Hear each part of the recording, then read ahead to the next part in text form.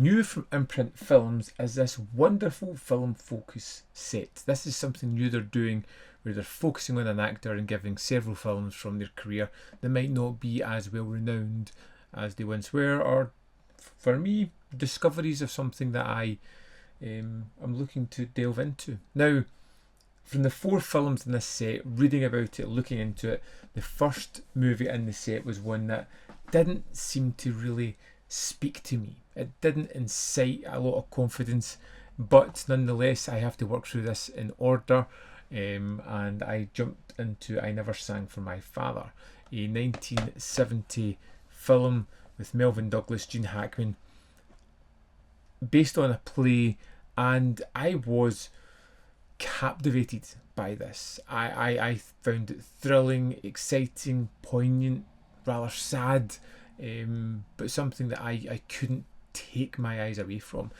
I've traveled a good deal more than you have, old man, and I know you have to keep an eye on your luggage or some damn savage will walk off with it.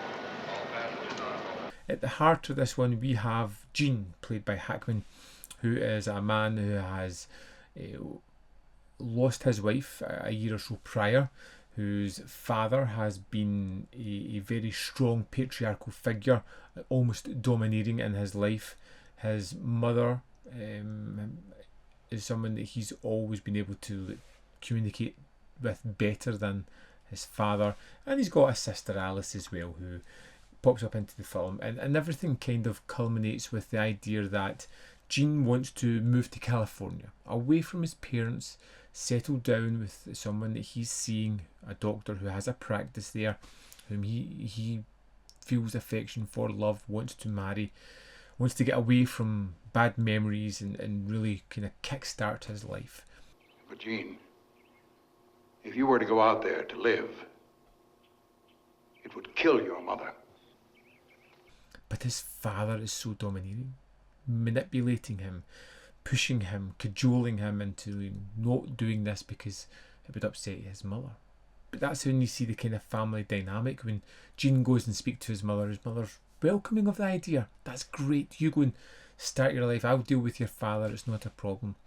Until very early on in the movie, his mother dies of a heart attack. His father is left alone. And Gene is stuck in a place where he doesn't want to be. Does he stay with his father, look after him, a man who really does need him, or does he look after himself? Does he try to make his life as good as it can be? Is there a debt to the parents that has to be paid back? Is it so terrible to want to see your own son? It's terrible to want to possess him entirely and completely, yes.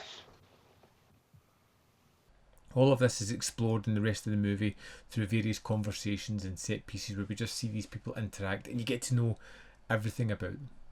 The domineering aspect of the father, the subservient nature of Gene, the strong willed Alice, his sister, who comes into this piece and just speaks her mind. She won't pander to this aggressive father. She will stand up to him, and as such has almost been ostracised from the family because of it. Gene wants to move to California and get married. Alice, will you shut up? I can't help it. You've never faced up to him. You'd let him ruin your life. I can handle my own life. You can't.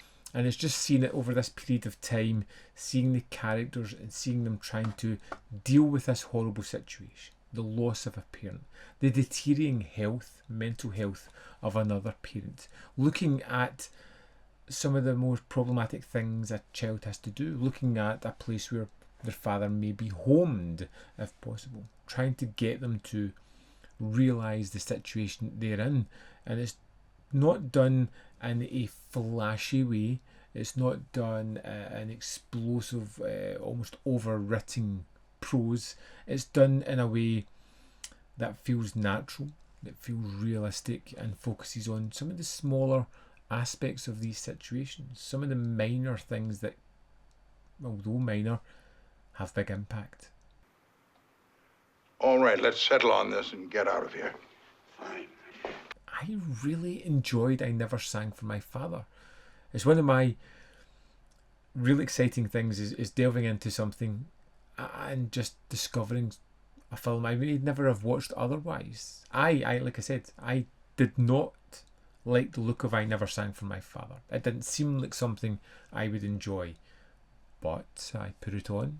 I loved it, and I'm looking forward to delve into the rest of this set. Now, unfortunately, this disc doesn't come with any extras whatsoever, which is a real shame because I feel as if there's some nice talking points here that could have been expanded upon.